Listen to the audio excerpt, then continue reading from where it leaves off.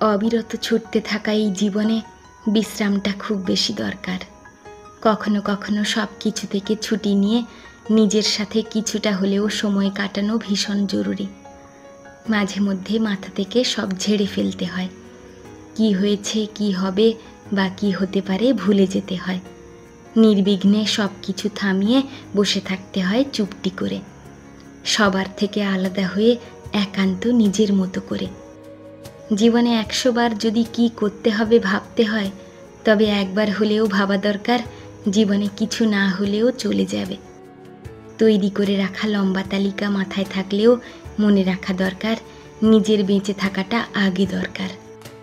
কিছুক্ষণের জন্য পৃথিবীর সব হিসেব নিকেশ ভুলে গিয়ে লম্বা একটা শ্বাস নিয়ে বলতে হয়, আমি ভালো আছি, যা আছে যথেষ্ট আছে আমার।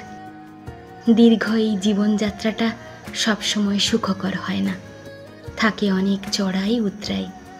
লড়তে লড়তে ক্লান্তি এসে পড়ে নিজের মাঝে, ভেঙে টুকরো টুকরো হয়ে যেতে হয় অজস্রবার।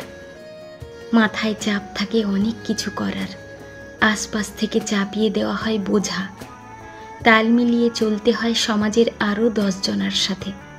তাই তো থেমে যাওয়া সম্ভব নয়, তবুও বিশ্রামটুকু নেওয়া দরকার।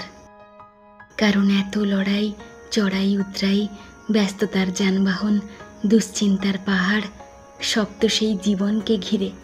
অথচ জীবনই যদি উপভোগ করে না যাওয়া যায়, তবে এত সবের মাইনে রইল কোথায়?